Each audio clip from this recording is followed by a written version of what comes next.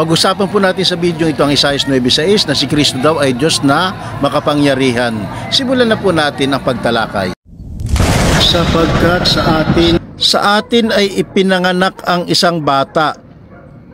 Isang anak na lalaki ay ibinigay sa atin at ang pamamahala ay nasa sa kanyang balikat at ang kanyang pangalan ay tatawaging Pele-Hoes El-Gibor Abi-Ad Sar Shalom.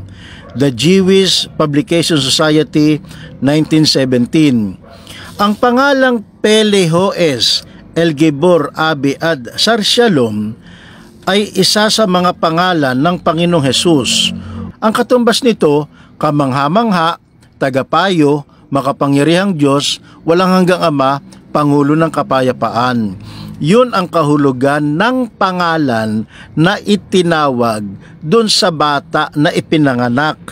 Pele-Hoes El-Gibor Abi-Ad Sar Shalom. Hindi po si Kristo mismo ang binabanggit na makapangyarihang Diyos diyan, kundi ang ibinigay na pangalan sa Kanya. Ang talatang Isaiah 9:6 hindi po nagpapatunay na si Kristo ay Diyos, kundi binabanggit lamang po nito kung ano ang itatawag sa pangalan ng bata. Ang pangalan po ng bata ay tatawaging Pele-Hoes El-Gibor Abi-Ad Sar Shalom. Isa po ito sa mga pangalan ng ating Panginoong Kristo. Ano-ano po ba ang mga pangalan ng ating Panginoong Kristo na may tinatawag na theophany? Ito po ay Joshua, Jesus. Ang katumbas po nito ay Yahweh saves, Yahweh Savior, Yahweh is my salvation. Ano pa po? Emmanuel. Ang katumbas nito ay God with us. At ito nga po, Pele-Hoes El-Gibor Abi-Ad Sar Shalom. Na ang katumbas po nito ay kamangha-mangha, tagapayo, makapangyarihang Diyos, walang hanggang Ama, Pangulo ng Kapayapaan. Yan ang mga pangalan ng ating Panginoong Hesukristo. Ang kahulugan naman po ng pangalang Kristo ay Mesiyas o pinahira, inatasan, Mateo 1:16, 1:41. Sundan pa po ang karugtong ng ating tinatalakay na Isaiah 9:6.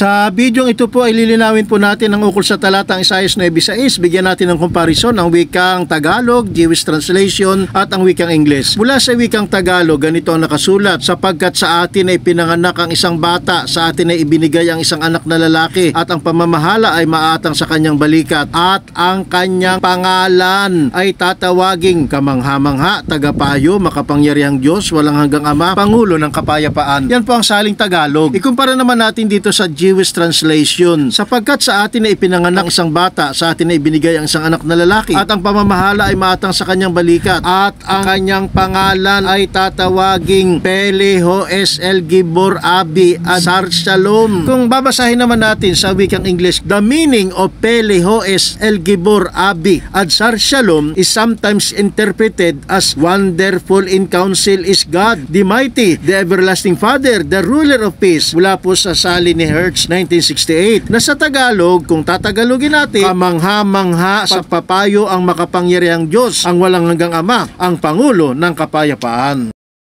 Tuloy po natin ang pagtalakay natin sa Isaiah 9:6, ang ukol sa pangalan ng ating Panginoong Kristo. Ang Pele-Hoes El-Gibor Abi-Ad Sar Shalom ay isa sa mga pangalan ng Panginoong Hesus, o yung tinatawag sa English na theophoric name. Ano ang ibig sabihin ng salitang theophany? Ang theophany ay ang paglalagay ng pangalan ng Diyos sa pangalan na itinatawag sa tao. Dahil may mga pangalan sa Biblia na nagtataglay ng pangalan ng Diyos. Kaya tama po ang ginawa ng mga Hudyo na pinanatili ang orihinal nitong anyo sa wikang Hebreo, dahil sa ito ay isang pangalan at hindi isang pangungusap. Ang Pele-Hoes El-Gibor Abi-Ad Sar Shalom ay isang theophoric name na ipinangtatawag sa ating Panginoong Hesus, tulad ng kanyang isa pang theophoric name na Emmanuel, na may literal meaning na sumasa atin ang Diyos. Pero hindi po nangangahulugan na Kristo ang Diyos na sumasa atin, kundi kahulugan lamang po yun ng kanyang pangalan, sapagkat niliwanag po yan ng ating Panginoong Kristo sa 1:8-28 hanggang 29, at ang nagsugo sa akin ay sumasa akin. Kaya po ang Isaiah 9:6 ay hindi nararapat gamitin na batayan para ituro ng ating Panginoong Kristo ay ang Diyos na makapangyarihan.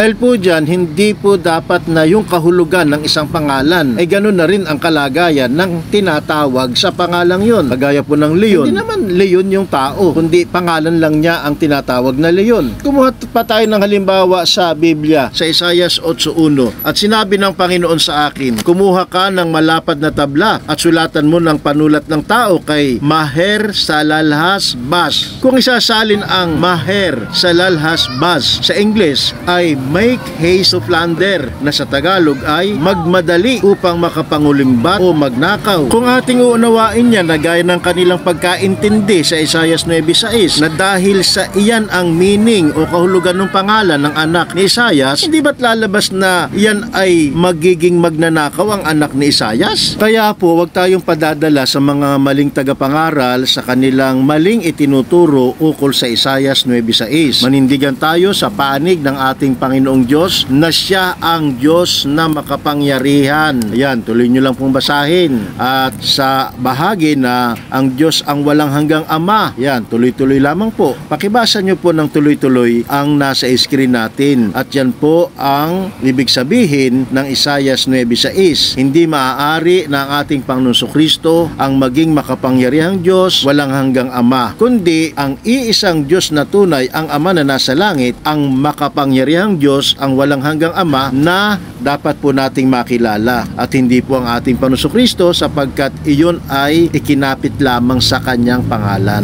Hanggang dyan lamang po yung paksang yan. Sa susunod ay ibang paksa naman. Salamat po sa inyong panunood.